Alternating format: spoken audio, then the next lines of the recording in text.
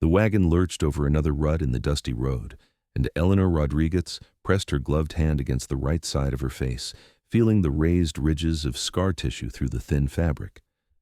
She had learned long ago that touching the scars would not make them disappear, but the habit had become as natural as breathing, a constant reminder of the fire that had stolen her beauty 3 years ago in Santa Fe.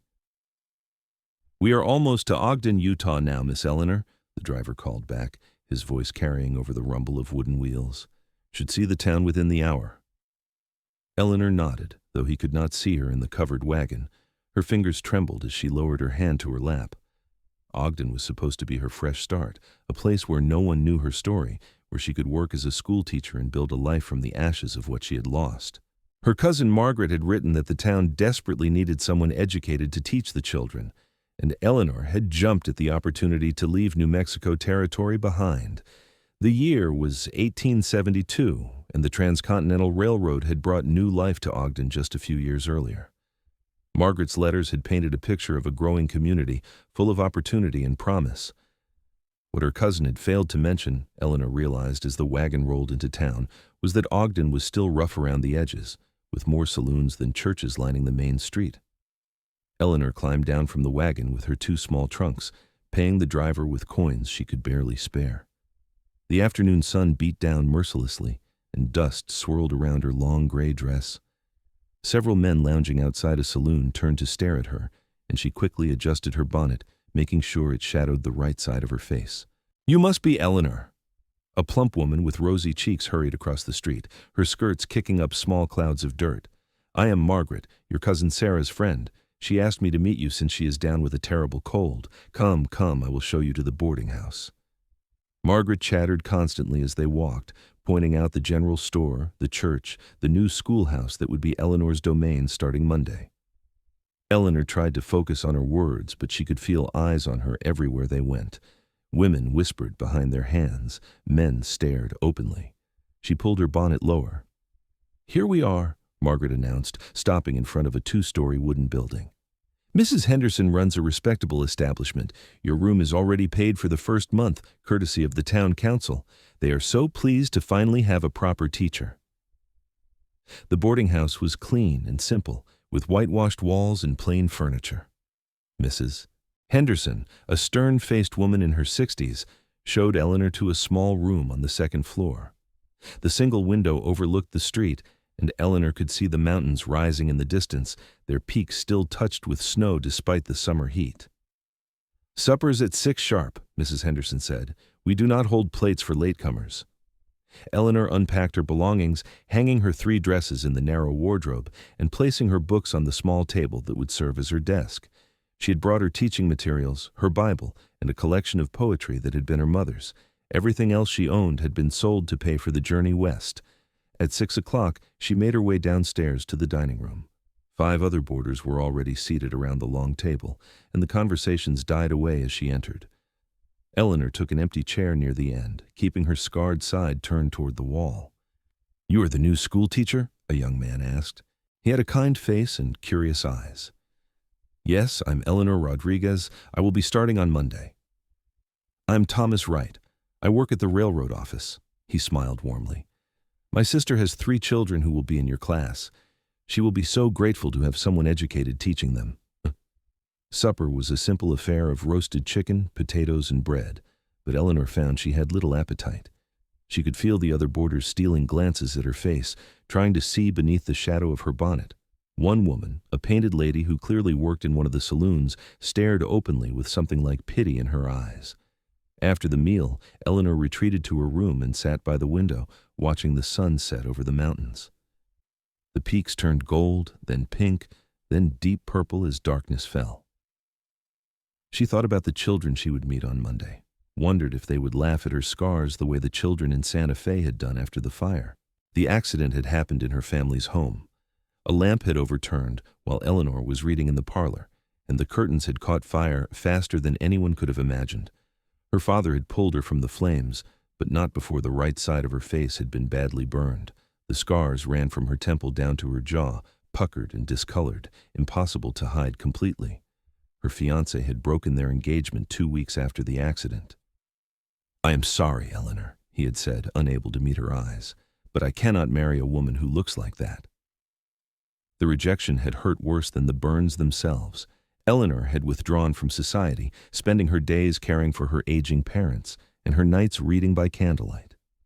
When both her parents passed away within 6 months of each other, she had decided she needed to start over somewhere new.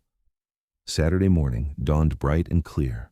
Eleanor ventured out to explore the town, keeping her bonnet pulled low and her scarred side turned away from passers-by as much as possible.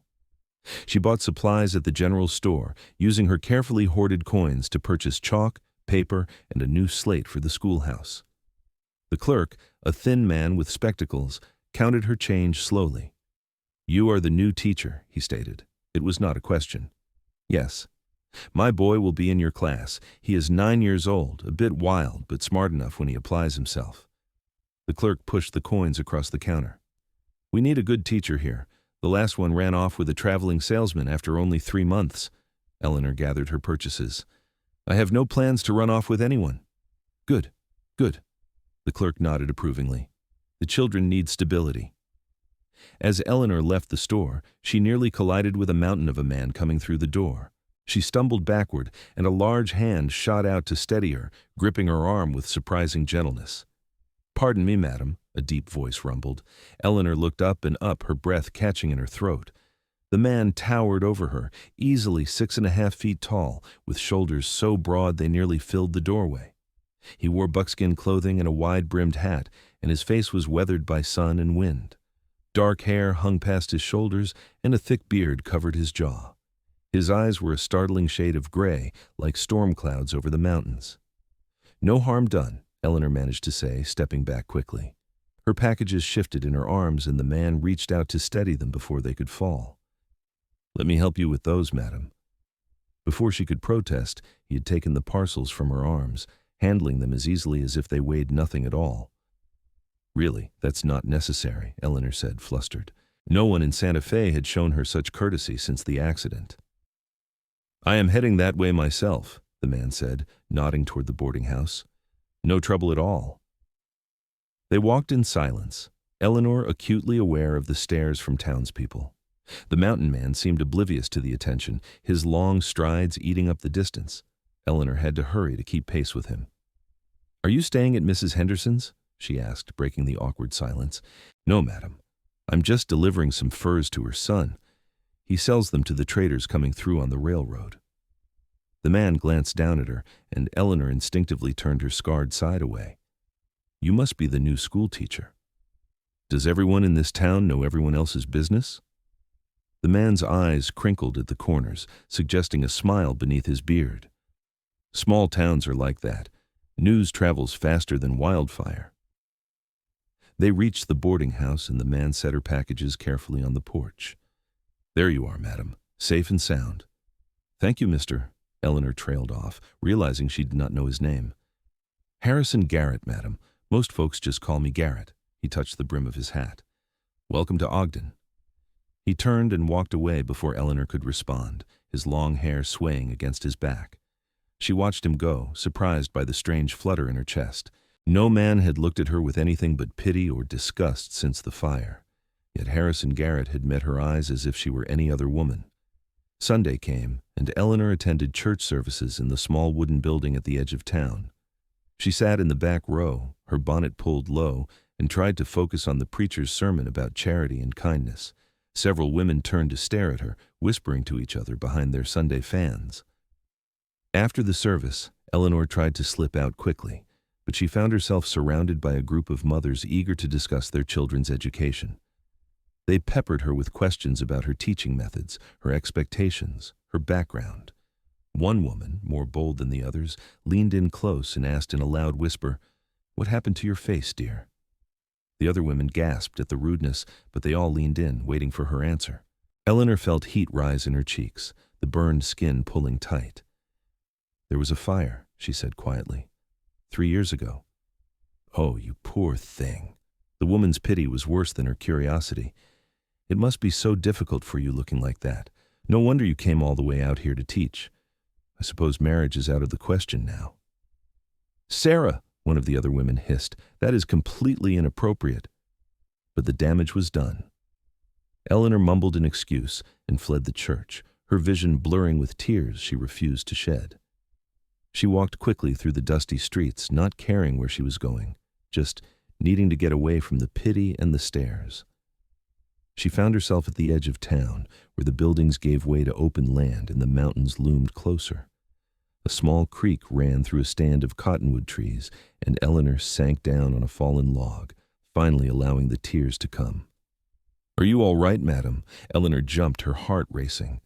Harrison Garrett stood a few yards away, a string of rabbits slung over one massive shoulder. His gray eyes were concerned. "I'm fine," Eleanor said, quickly wiping her face. "Just getting some air." "Those church ladies can be fierce," Garrett said, moving closer. "I saw them corner you after services. Looked like a pack of wolves circling a deer." Despite herself, Eleanor laughed, a short, bitter sound. They were just curious about the new teacher. Garrett set down his rabbits and lowered himself to sit on a boulder near Eleanor's log. Up close, she could see the fine lines around his eyes, the way his muscular forearms were crossed with old scars. He looked to be in his early 30s, weathered by a life spent outdoors. "I've been living in these mountains for the better part of 10 years, Garrett said, his deep voice quiet. "I come into town maybe once a month for supplies. I prefer the company of trees and elk to most people." "That sounds peaceful," Eleanor said. It is. Lonely sometimes, but peaceful." Garrett pulled off his hat and ran a hand through his long hair. "I never did understand why people care so much about things that do not matter." "What do you mean?"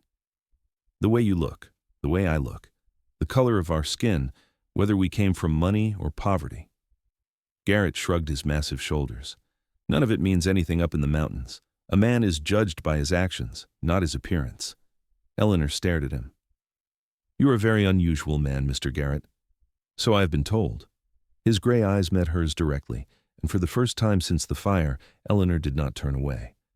"For what it is worth, I think those church ladies are fools. Anyone with eyes can see you are a beautiful woman." The words struck Eleanor like a physical blow.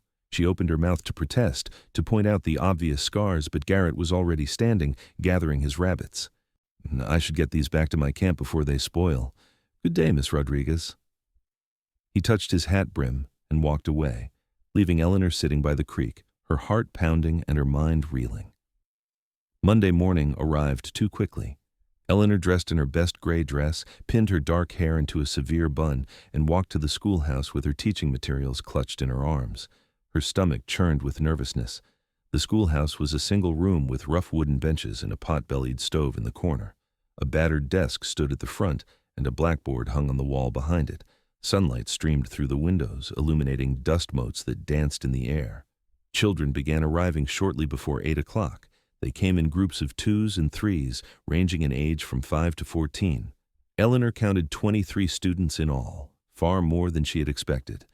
They stared at her with wide eyes, and she heard whispers as they noticed her scars. "Good morning," Eleanor said, standing before them with her hands clasped.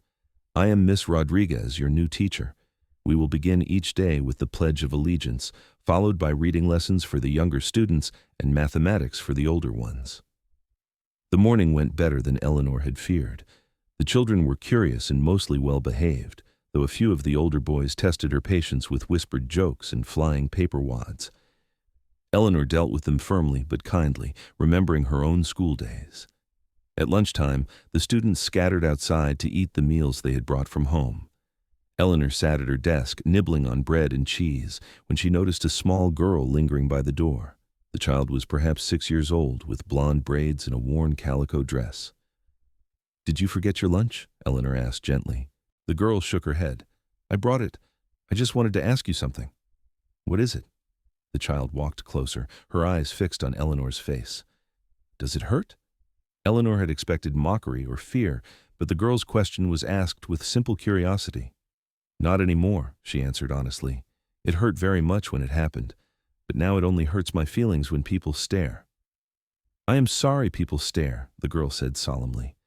"My pa says it is rude to stare. He says we should judge people by what is in their hearts, not what is on their faces." "Your father sounds like a wise man." "He is the wisest," the girl agreed. "He lives up in the mountains most of the time, but he comes to visit me and Mama every month. His name is Harrison Garrett." Eleanor's breath caught. "Harrison Garrett is your father?" "Yes, madam." The girl beamed with pride. "He is the biggest, strongest man in the whole world. He can carry a full-grown elk on his shoulders, and he's not even tired." "I see."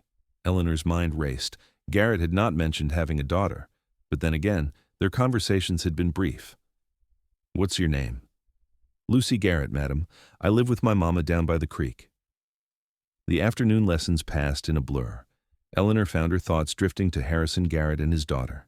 The girl was clearly adored by her father, and she spoke of him with such warmth that Eleanor felt a strange pang in her chest. What kind of wife did a mountain man have? Why did he not live with his family? After school ended and the last child had departed, Eleanor tidied the classroom and walked back to the boarding house. She found Mrs. Henderson in the parlor, mending a stack of linens. "How was your first day?" the landlady asked. "Very well, thank you. The children were delightful." Eleanor hesitated, then asked, "Do you know Lucy Garrett?" "Mrs. Henderson's expression darkened. "I know of her. Poor child." "What do you mean?" "Her mother is dead, has been for 5 years now. Died of fever when Lucy was just a baby." Mrs. Henderson shook her head. "The girl lives with Harrison Garrett's sister, Martha, and Martha's husband. Harrison built them a house by the creek and gives them money for Lucy's care, but he will not take the child to live with him in the mountains, says it is too dangerous for a little girl." "Lucy told me her mother was alive," Eleanor said slowly. "Children make up stories sometimes, especially when the truth is too painful." Mrs. Henderson's voice softened. "Martha is good to the girl, raises her like her own. But Lucy worships her father, talks about him constantly. I suppose she wants to believe her real mother is still around." Eleanor's heart ached for the little girl. That night, she lay in bed thinking about Lucy and Harrison Garrett, about the lonely mountain man who visited his daughter once a month, about the wife who had died too young. She thought about her own loneliness, the way she had shut herself away after the fire, convinced that no one would ever want her again. The week passed quickly, falling into a comfortable rhythm. Eleanor grew more confident in her teaching, and the children responded well to her gentle firmness. Lucy Garrett proved to be one of her brightest students, with a quick mind and a love of stories.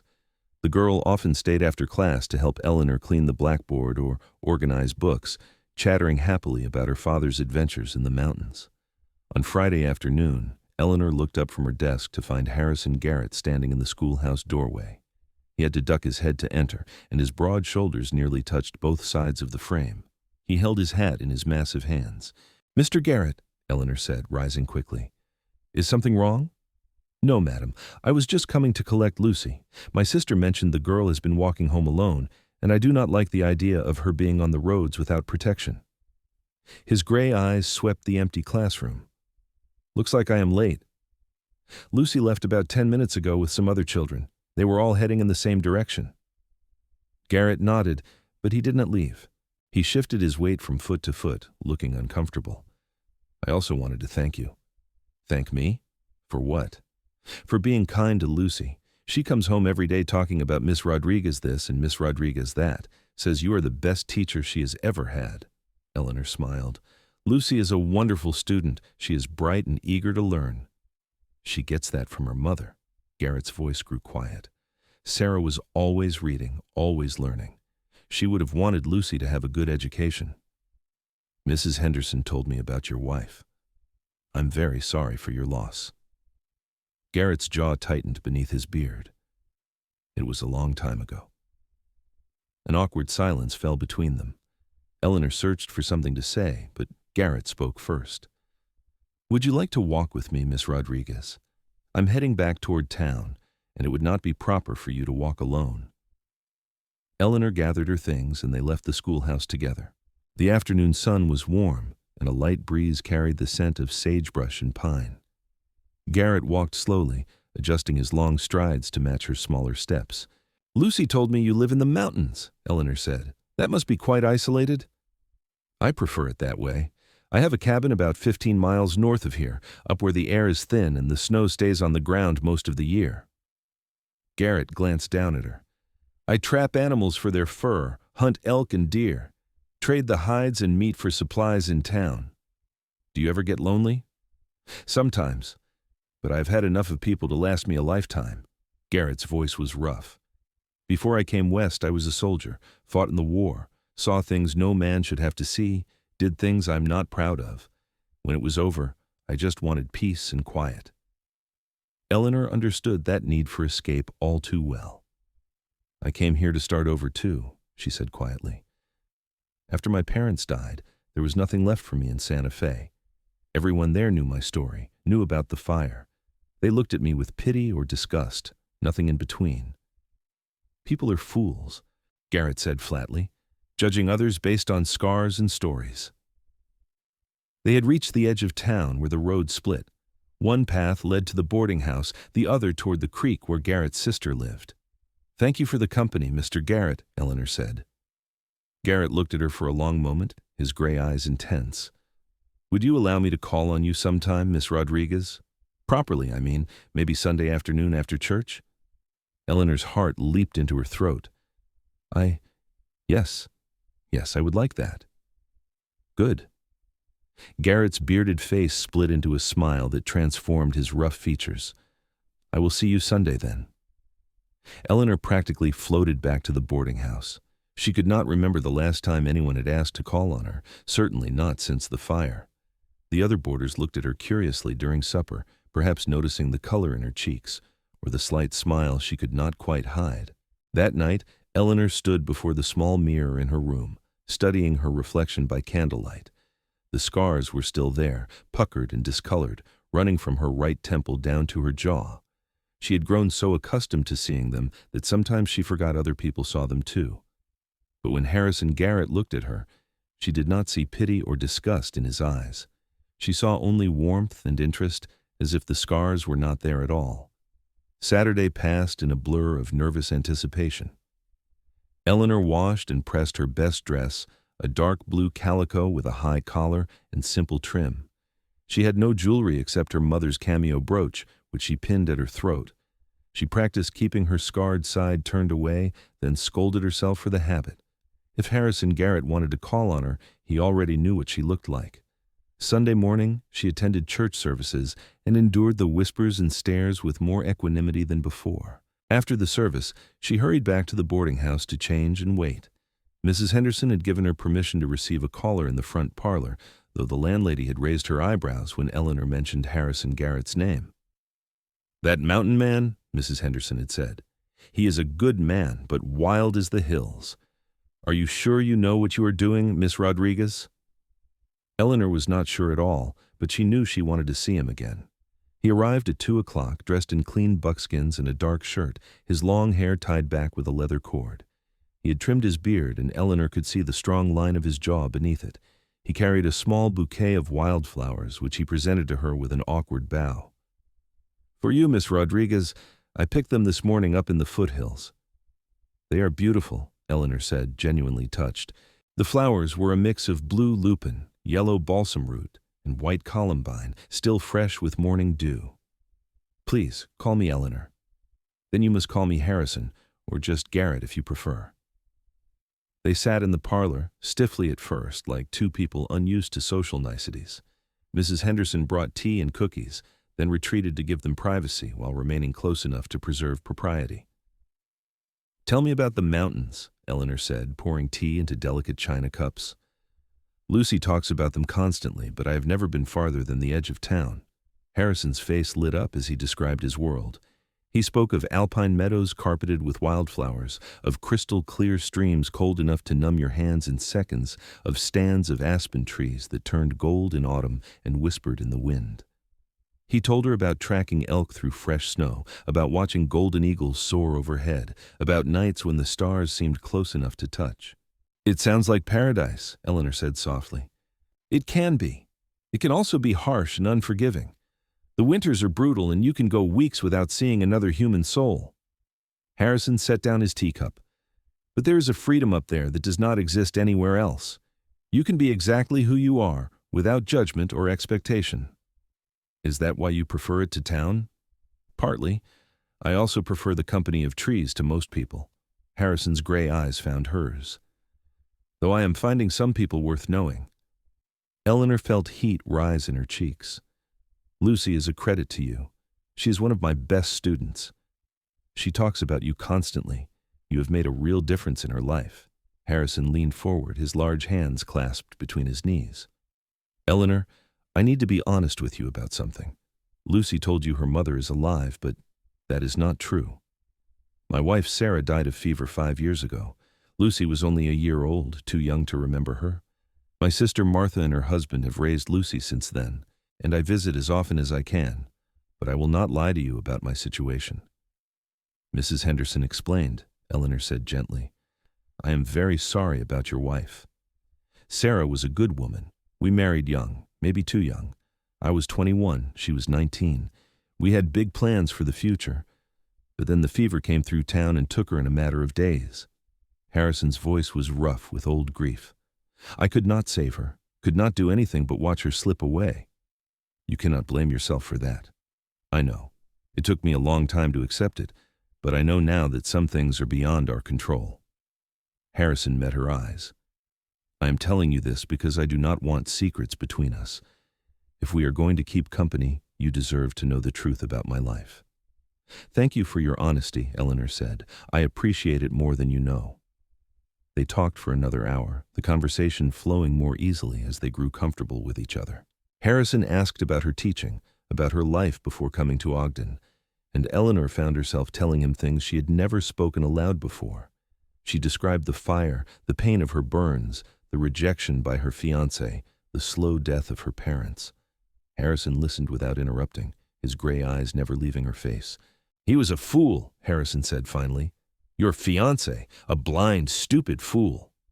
He could not bear to look at me, Eleanor said, touching her scarred cheek unconsciously. I do not blame him, really. I am not the woman he proposed to. Yes, you are. Harrison's voice was firm. You are exactly the same person, just with some scars, and those scars only prove your strength, your survival. Anyone who cannot see that does not deserve you. Eleanor felt tears prick her eyes. You are very kind. I am not being kind. I'm being honest. Harrison stood and Eleanor rose with him. I should go. Mrs. Henderson is probably wondering if I plan to stay for supper. Will I see you again? Eleanor asked, surprised by her own boldness. If you will have me, I would like to call on you next Sunday as well, and perhaps the Sunday after that. Harrison smiled, that transformative expression that softened his rough features. I find I am enjoying your company very much, Eleanor Rodriguez. I'm enjoying yours as well, Harrison Garrett. He left, and Eleanor stood at the window watching his tall form stride down the street. Her heart felt lighter than it had in years. The following weeks fell into a comfortable pattern. Eleanor taught her students during the week, with Lucy Garrett proving to be a constant bright spot in her days. The other children had grown accustomed to her scarred face, and their initial curiosity had faded into acceptance. Several of the mothers had even complimented Eleanor on her teaching methods, grudgingly admitting that their children were learning more than they ever had before. Every Sunday, Harrison came to call. They sat in Mrs. Henderson's parlor and talked for hours, learning each other's stories, sharing their hopes and fears. Harrison told her about his childhood in Virginia, about his father's farm and his mother's garden. He spoke of the war with a haunted look in his eyes, describing battles and blood and brothers in arms who never came home. Eleanor shared her own memories of growing up in Santa Fe, of her father's trading business and her mother's love of music. She described the cultured life she had once led, the balls and parties, the carefully orchestrated courtship with her former fiancé. That life seemed like a distant dream now, something that had happened to a different person. One warm afternoon in late June, Harrison surprised Eleanor by arriving at the schoolhouse with 2 horses. I thought you might like to see something of the area beyond town, he said, holding the reins of a gentle mare. If you can ride, that is. I can ride, Eleanor assured him, though it had been years since she had been on a horse, but I should change into something more practical. I will wait. Eleanor hurried to the boarding house and changed into her oldest dress, one she would not mind getting dusty. When she returned, Harrison helped her mount the mare with surprising gentleness for such a large man. His massive hands were careful as he adjusted her stirrups and made sure she was comfortable. They rode out of town, following the creek upstream into the foothills. The afternoon was perfect, with a clear blue sky and a warm breeze that carried the scent of pine and wildflowers. Harrison led them along a narrow trail that climbed steadily upward, weaving between boulders and stands of aspen. "How much farther?" Eleanor called, slightly breathless from the altitude. "Just over this rise." They crested a small hill, and Eleanor gasped. Before them stretched a valley of impossible beauty, carpeted with wildflowers in every color imaginable. A stream meandered through the middle, catching the sunlight like liquid silver. Mountains rose on all sides, their peaks snow-capped and majestic against the blue sky. "This is incredible," Eleanor breathed. "I thought you might like it." Harrison dismounted and helped Eleanor down, his large hands spanning her waist easily. "This is one of my favorite spots. I come here sometimes when I need to think." They walked through the meadow, the horses following docilely behind. Harrison picked flowers as they went, creating a bouquet of lupin and paintbrush and columbine. He presented them to Eleanor with a courtly bow that was endearingly at odds with his rough mountain man appearance. "You are quite the romantic Harrison Garrett," Eleanor teased. "Do not tell anyone," Harrison said with mock seriousness. "It would ruin my reputation as a fierce mountain man." They spread a blanket near the stream and sat together, eating the lunch Harrison had packed in his saddlebags.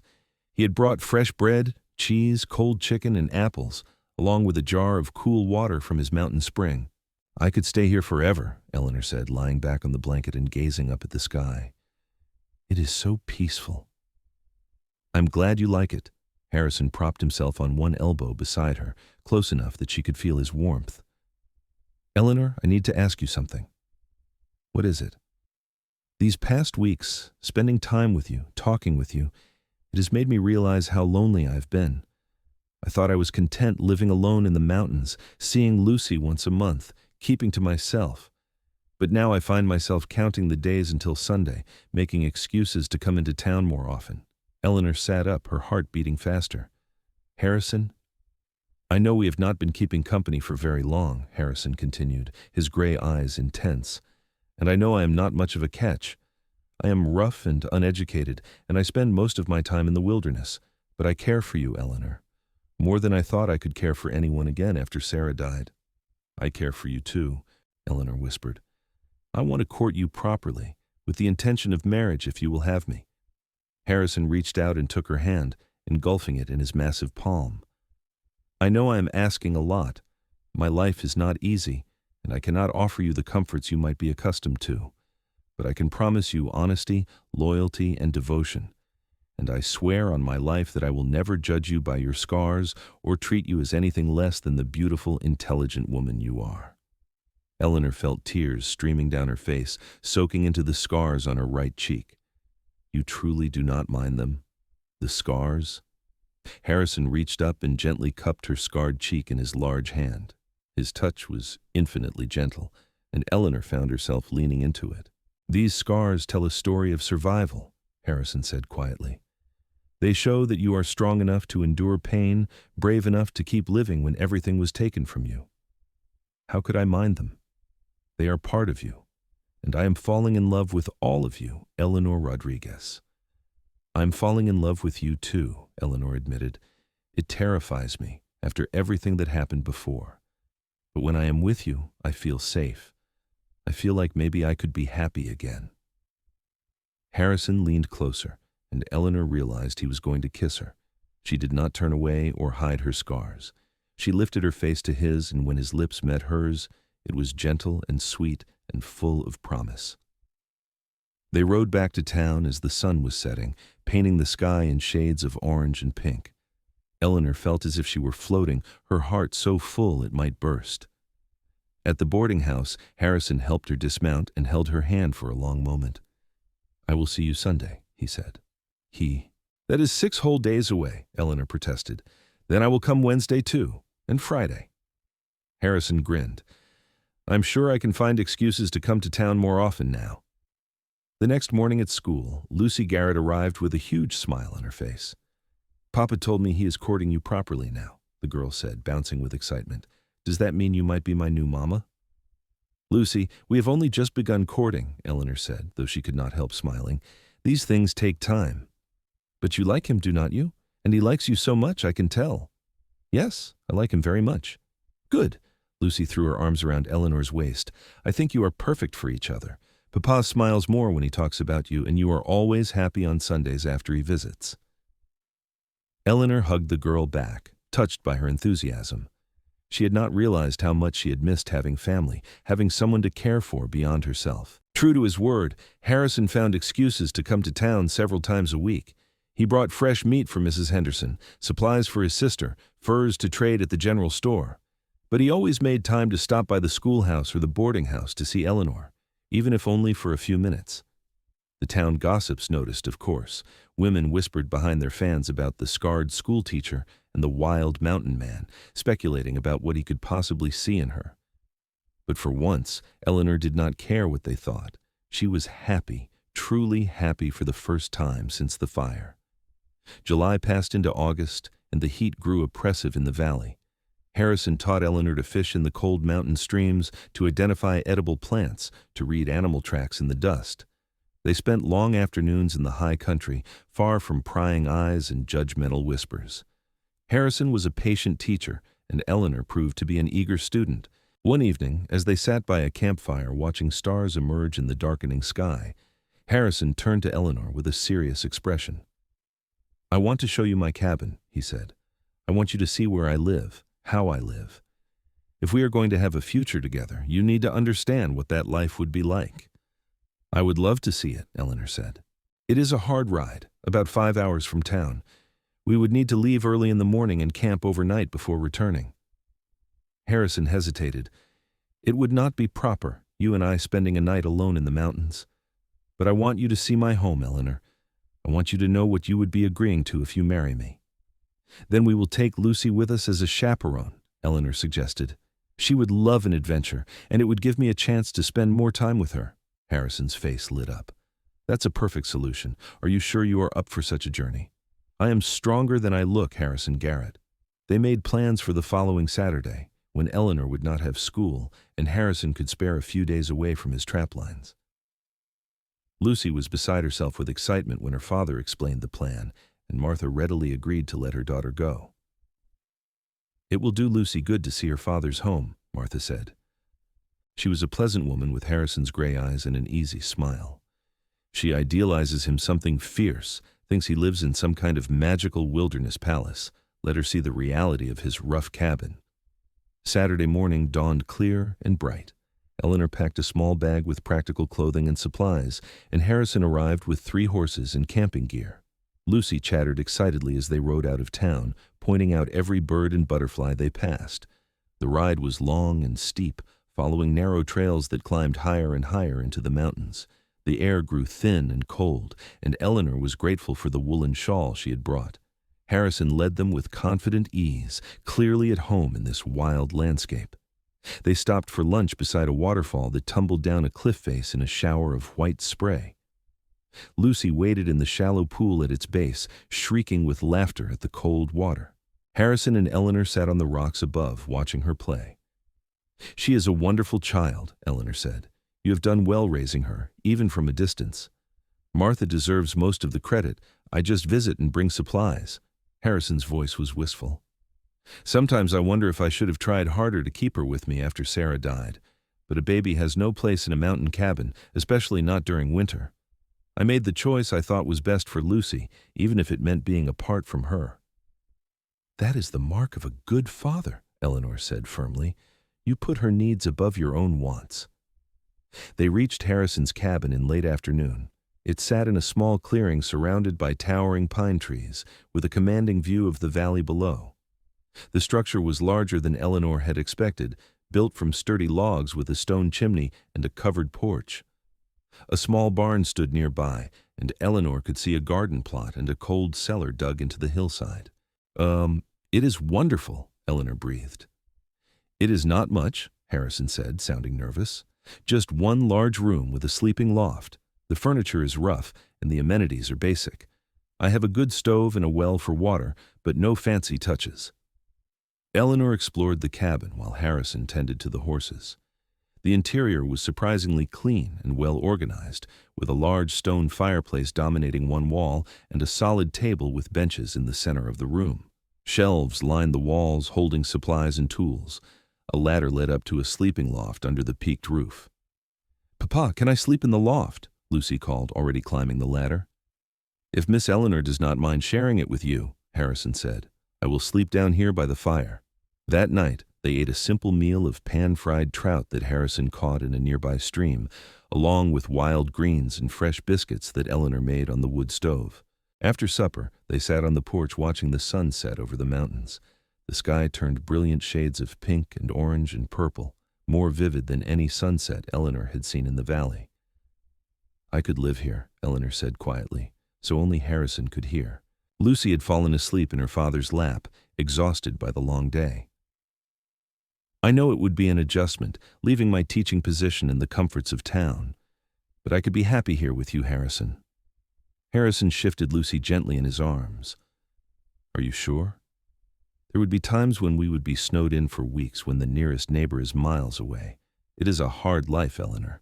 I would not blame you for choosing to stay in town." "I did not come west to choose the easy path," Eleanor said. "I came to start over, to build a new life, and I want that life to be with you." Harrison's gray eyes gleamed in the fading light.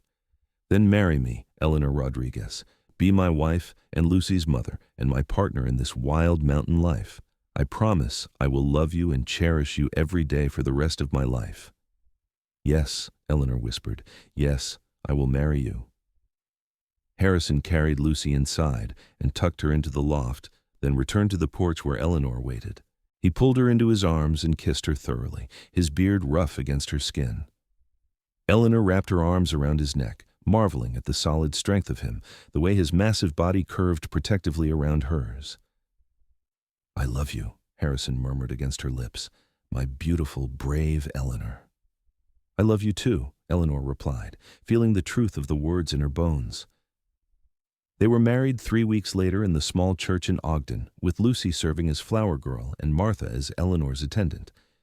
Harrison wore his best clothes and had trimmed his beard, though his hair still hung past his shoulders. Eleanor wore a simple white dress that Martha had helped her sew, with a veil that could be arranged to hide her scars if she chose. But as Eleanor walked down the aisle on the arm of Thomas Wright, the kind railroad worker from the boarding house who had agreed to give her away, she made a decision. She pushed the veil back, leaving her scarred face fully visible. Let the town see her as she was, scars and all. She was done hiding. The congregation gasped and whispers rippled through the pews, but Eleanor kept her eyes fixed on Harrison, who stood at the altar with his gray eyes blazing with love and pride. When she reached him, he took her hands in his massive ones and smiled. "You are the most beautiful bride I have ever seen," he whispered. The ceremony was simple and moving. When the preacher pronounced them husband and wife, Harrison pulled Eleanor into his arms and kissed her soundly, to the scandalized delight of the congregation. Lucy cheered loudly from the front pew. After the service, the town held a small reception in the church hall. The women had prepared food and someone had brought a fiddle for music. Harrison and Eleanor danced together, though Harrison confessed he had never been much of a dancer. "You are doing fine," Eleanor assured him as he guided her carefully around the floor, their bodies pressed close. "Better than fine." Several of the church ladies approached Eleanor during the reception, offering stiff congratulations and thinly veiled warnings about the difficulties of being married to a mountain man. Eleanor thanked them politely and ignored their concerns. She knew exactly what she was agreeing to, and she had never been more certain of anything in her life. As the sun began to set, Harrison and Eleanor said their goodbyes and collected Lucy. Harrison had made arrangements with Martha for Lucy to stay with them permanently, moving into the mountain cabin as a family. The ride back to the mountains took several hours, but none of them minded. Lucy dozed in her father's arms, and Eleanor rode beside them, her heart full of joy and anticipation. They reached the cabin under a sky full of stars. Harrison carried Lucy up to the loft and tucked her in, then returned to Eleanor, who stood on the porch gazing at the night sky. "Have I told you today that I love you?" Harrison asked, wrapping his arms around her from behind. "Only about a dozen times," Eleanor said, leaning back against his solid chest. "But I never tire of hearing it." Harrison turned her in his arms and kissed her deeply, his large hands gentle as they cupped her face. His thumbs traced the scars on her right cheek with tender reverence. "Perfect," he murmured. "You are absolutely perfect for me, Eleanor Garrett." Eleanor felt tears of happiness slip down her cheeks. This rough mountain man, with his calloused hands and wild ways, saw her as no one else ever had. Not as damaged or broken, not as something to be pitied or fixed, but as whole and beautiful and worthy of love. "And you are perfect for me," she whispered back. The first months of their marriage were a period of adjustment for all three of them. Eleanor had to learn the rhythms of mountain life, the endless chores required just to survive in such a remote location. She learned to churn butter, to preserve meat, to split wood and tend the garden. Her hands, which had been soft and pale from her teaching days, became strong and capable. Lucy blossomed under the constant presence of both her father and her new stepmother. She helped with chores, explored the surrounding forest, and received her lessons from Eleanor each morning at the cabin's big table. Harrison built Lucy her own small room off the main cabin, giving the growing girl some privacy while still keeping her close. Harrison proved to be an attentive and loving husband. He was patient with Eleanor as she learned mountain skills, proud of her growing competence. At night, they would sit by the fire and talk for hours, or simply enjoy comfortable silence. Harrison's physical affection was constant, but never overwhelming, always respectful of Eleanor's boundaries and needs. As autumn painted the mountains in shades of gold and crimson, Eleanor realized she was pregnant. She told Harrison one evening as they sat on the porch watching the sunset, and his reaction was everything she could have hoped for. He swept her up in his massive arms and spun her around, laughing with pure joy. "A baby," he said, setting her down carefully as if she were made of glass. "We are going to have a baby." "Are you happy?" Eleanor asked, though his reaction had made the answer obvious. "Happy does not even begin to describe it." Harrison knelt before her and pressed his face against her stomach. "Thank you, Eleanor. Thank you for giving me this gift, for giving our family this gift." Lucy was equally thrilled when they told her the news. "I am going to be a big sister," she announced, dancing around the cabin. "I will teach the baby everything I know and help take care of it and read it stories." As winter closed in and snow began to fall, Harrison made preparations to ensure his family would be safe and comfortable through the long, cold months. He stocked the root cellar with preserved food, laid in cords of firewood, and reinforced the barn where their horses and cow would shelter. The cabin was tight and well built, with thick walls and a good stove that kept them warm even when the temperature outside plummeted below zero.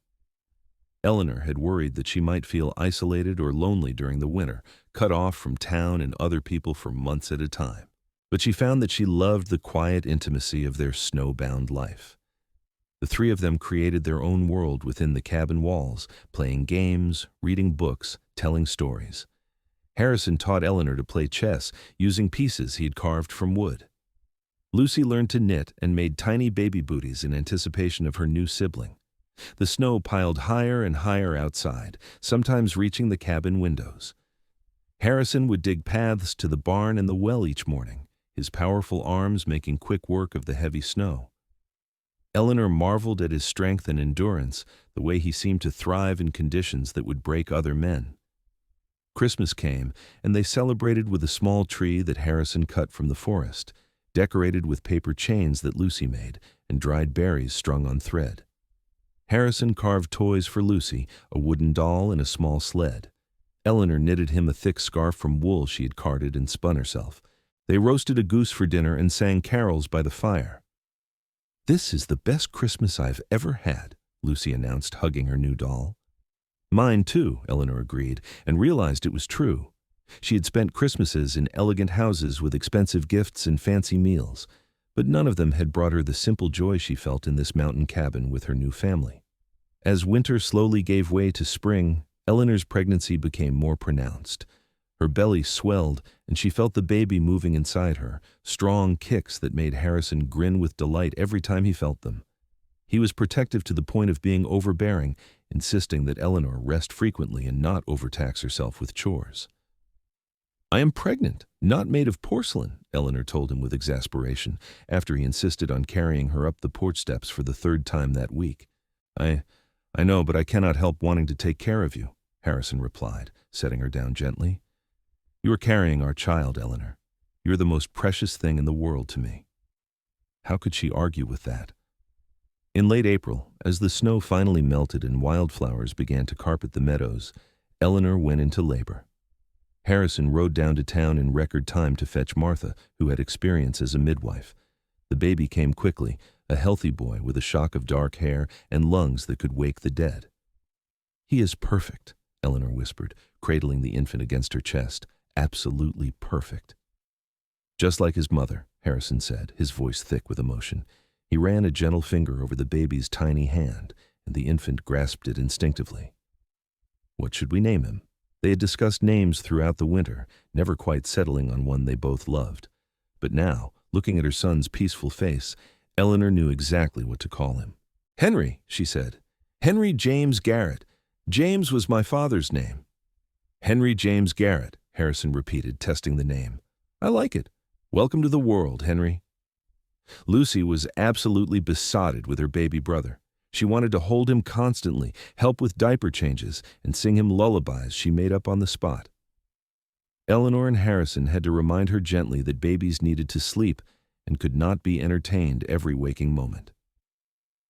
As spring turned to summer, Eleanor settled into the rhythms of motherhood.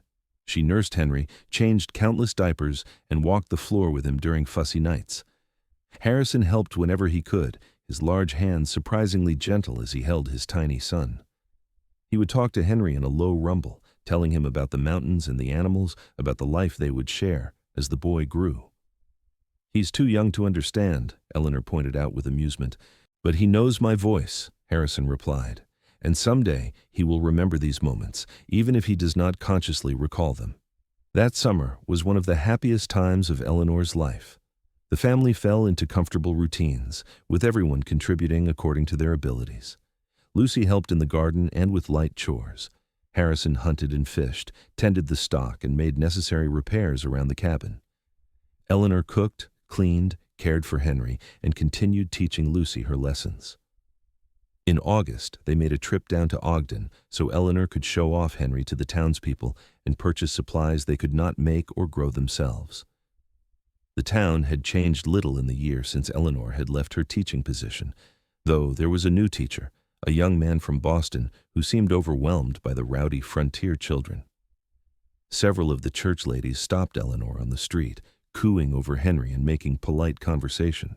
Their attitudes toward her had softened considerably since her marriage.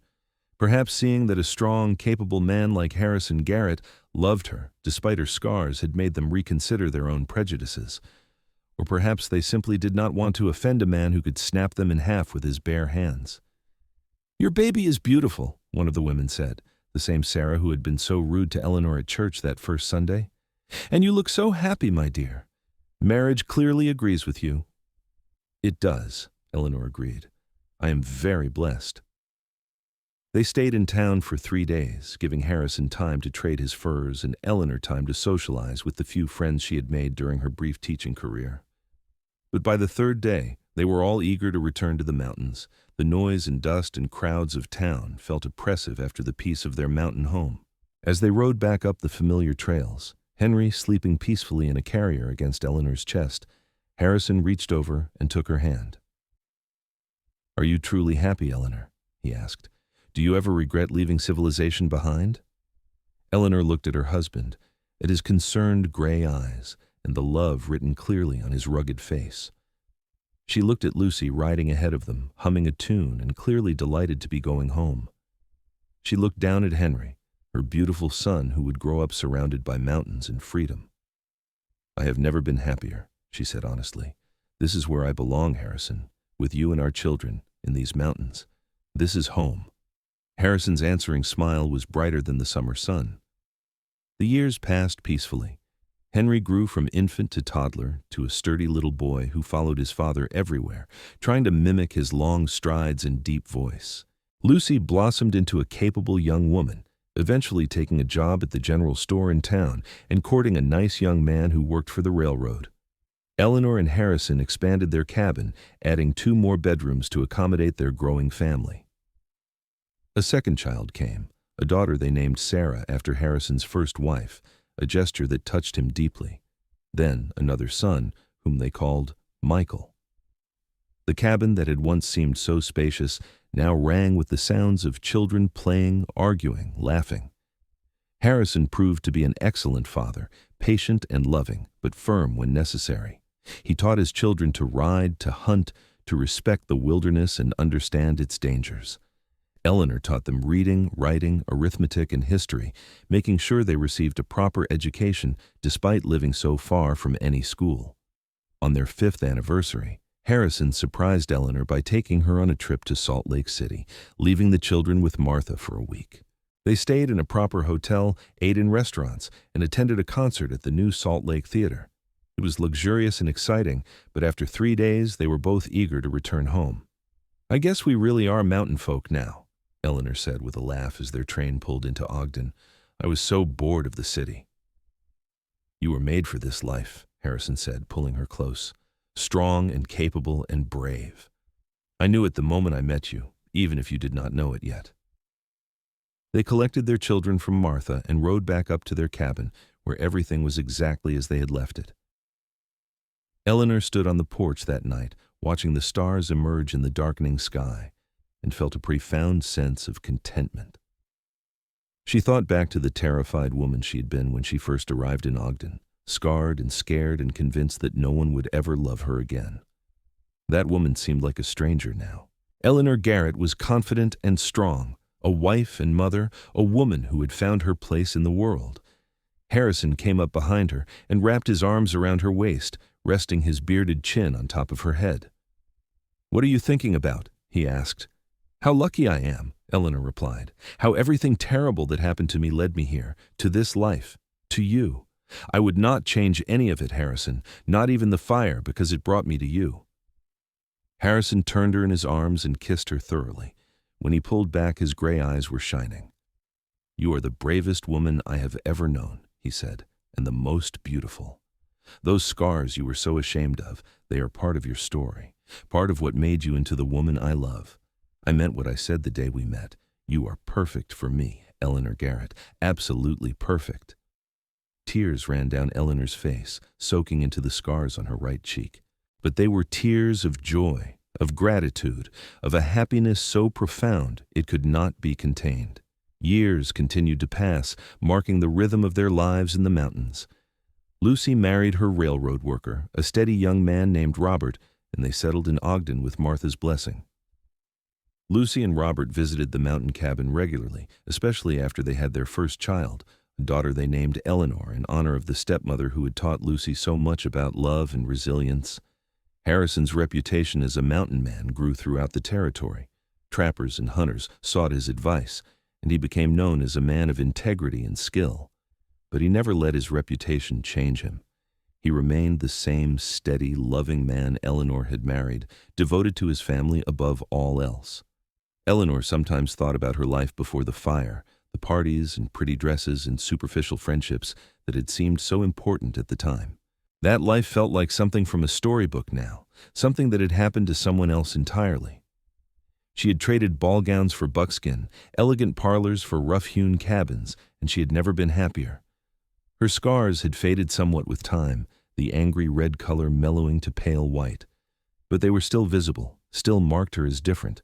And yet, in all their years together, Harrison had never once looked at her with anything but love and desire. He had kissed those scars 1,000 times, traced them with his fingers, told her they were beautiful because they were part of her. One autumn evening, when the aspen trees blazed gold against the mountainside and the air carried the first hint of coming winter, Eleanor and Harrison sat on their porch watching the sunset. Their younger children were inside finishing homework, and the sounds of their chatter drifted through the open door. "Do you ever regret it?" Eleanor asked. "Marrying a scarred schoolteacher instead of a proper mountain woman?" Harrison looked at her in genuine surprise. "Where did that come from?" "I do not know. I was just thinking about how different our lives might have been if you had never walked into that general store the day I arrived in Ogden. There is no world in which I would not have fallen in love with you, Eleanor." Harrison took her hand, his massive palm engulfing hers. "The moment I saw you, trying so hard to hide those scars, to make yourself invisible, I knew you were someone special, and every day since then has only proven me right. I was such a coward back then, Eleanor said softly. So afraid of rejection, of being hurt again. You were brave, Harrison corrected. Coming west alone, starting over in a strange town, teaching children who might mock you. That took tremendous courage. You just needed someone to see it, to help you see it yourself. Eleanor leaned her head against his massive shoulder, breathing in the familiar scent of pine and leather and the outdoors that always clung to him. You saved me, Harrison Garrett. No, Harrison said firmly. You saved yourself. I just had the good sense to realize how extraordinary you are. That winter was harsh, with heavy snows and bitter cold that kept them cabin-bound for weeks at a time. But the family was well prepared, and they had each other. Harrison told stories by the fire, while Eleanor mended clothing and the children played with handmade toys. They sang songs, played games, and treasured the enforced togetherness. Spring came eventually, as it always did, bringing with it a riot of wildflowers and the return of birds to the high country. Eleanor's youngest son, Michael, now 7 years old, brought her fistfuls of flowers every day, his earnest face so like his father's that it made her heart ache with love. These are for you, Mama, Michael would say, presenting his wilted bouquets with grave ceremony. Papa says you are the prettiest mama in all the mountains. Your papa is very wise, Eleanor would reply, pressing kisses to his dirty face. On a warm June afternoon, as Eleanor hung laundry on the line Harrison had strung between two trees, she heard the sound of hoofbeats approaching. Visitors were rare enough to be noteworthy, and she shaded her eyes to see who was coming. A fancy carriage pulled by matched horses was making its laborious way up the mountain trail. Eleanor watched in astonishment as it drew closer, wondering who on earth would bring such an impractical vehicle so far into the wilderness. The carriage stopped in the clearing before their cabin, and a well-dressed man climbed out. He was perhaps 40 years old, with graying hair and an expensive suit that was already dusty from the journey. He looked around at the rustic cabin and surrounding forest with an expression of polite bewilderment. "Mrs. Eleanor Garrett?" he called.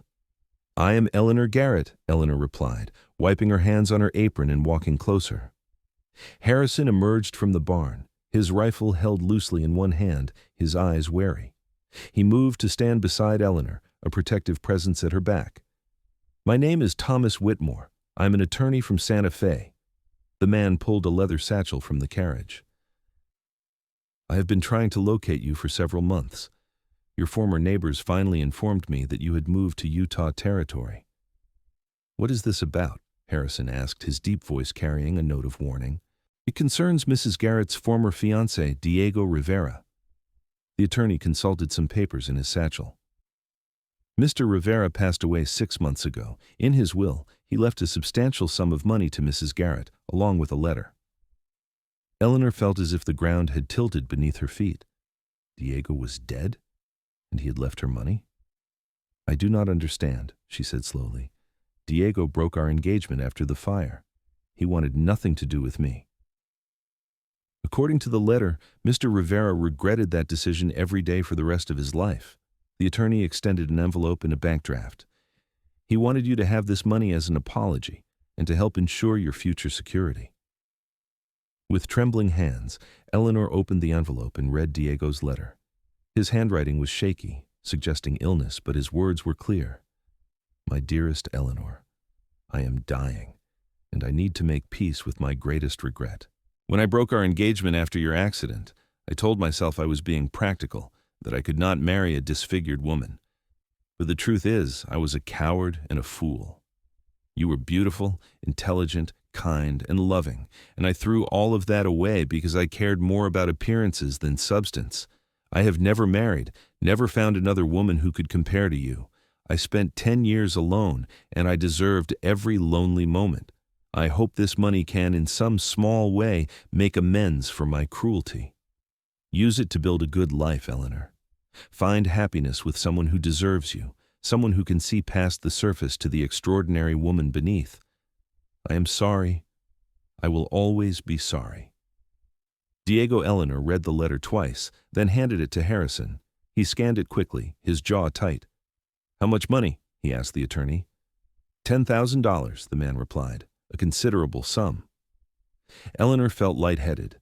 $10,000 was a fortune, more money than most people saw in a lifetime. Diego must have done very well for himself in the years since their broken engagement. This feels wrong, Eleanor said, like accepting money for being rejected, for being scarred. It is not about that, Harrison said quietly. It is about a dying man trying to atone for his mistakes. You do not have to forgive him, Eleanor, but you can accept the money and use it to secure our children's futures. Eleanor knew he was right. Her pride wanted to reject Diego's money, to throw his apology back in his face even though he was dead. But that would be foolish. They could use this money to expand their cabin further, to buy better equipment, to ensure their children had opportunities they might not otherwise have. All right, she said finally, accepting the bank draft. I will take it, but not for me, for our children. The attorney looked relieved. Very wise, Mrs. Garrett. I will need you to sign some papers, and then my business here will be concluded. After the attorney left, bouncing back down the mountain trail in his impractical carriage, Eleanor and Harrison stood together in the clearing, staring at the bank draft. $10,000, Eleanor said wonderingly. I never imagined having so much money. What do you want to do with it? Harrison asked. Eleanor thought for a moment, then smiled. I want to expand our cabin so the children have more room. I want to buy Lucy and Robert a proper house in town so they do not have to rent. I want to donate some to the church for repairs, and I want to save the rest for our children's education and futures. Harrison pulled her into his arms. You have a generous heart, Eleanor Garrett. I have everything I need already, Eleanor replied, gesturing to their cabin, their children playing nearby, the mountains rising all around them. This money will not change who we are or how we live, but it can help others and secure our children's futures. That feels right. They used the money wisely over the following years. The cabin was expanded into a proper 2-story house with multiple bedrooms and a large kitchen. Lucy and Robert received their own home as a wedding gift. The church in Ogden got a new roof and windows, and a substantial sum was set aside for each child's future, whether that meant education, starting a business, or buying land of their own. Eleanor never forgot Diego's letter, but she rarely thought about it. He had been part of her old life, the life before the fire, before the scars, before she became the woman she was meant to be. His apology had been necessary for his peace, not hers. She had long since forgiven him, not for his sake, but for her own, because carrying that anger and hurt served no purpose. More years passed, marked by the changing seasons and the milestones of their growing family. Sarah, their middle child, grew into a beautiful young woman with her father's gray eyes and her mother's intelligence. Michael became a skilled hunter and tracker, eager to follow in his father's footsteps. Henry, the eldest, proved to have a gift for working with wood and metal, creating beautiful furniture and tools with his clever hands. Lucy had 3 children of her own by then, and the cabin rang with the sounds of grandchildren during summer visits. Harrison built a larger barn and added a bunkhouse for overnight guests. The remote mountain home became a gathering place for family, a refuge from the increasingly busy world below. Eleanor celebrated her 40th birthday, surrounded by her husband, children, and grandchildren. Harrison had grayed considerably, his dark hair now streaked with silver, but he was still powerfully built and strong. The years had been kind to him, adding character to his rugged features without diminishing his vitality. You know, Eleanor said to him that night as they lay in bed, when I first came to Ogden, I thought my life was over. I was 28 years old, scarred and alone, convinced I would spend the rest of my days as a lonely spinster teacher. And instead, you became a wife, mother, grandmother, and the heart of this family, Harrison said, pulling her close. The mountains are a better place because you are in them, Eleanor. You are the one who saw past the scars, Eleanor reminded him. You are the one who insisted I was beautiful when the whole town was laughing at me. They were not laughing by the time we married, Harrison pointed out. Most of them were too busy being jealous. Eleanor laughed. Jealous of what? A rough mountain life and a husband who smells like pine trees and elk.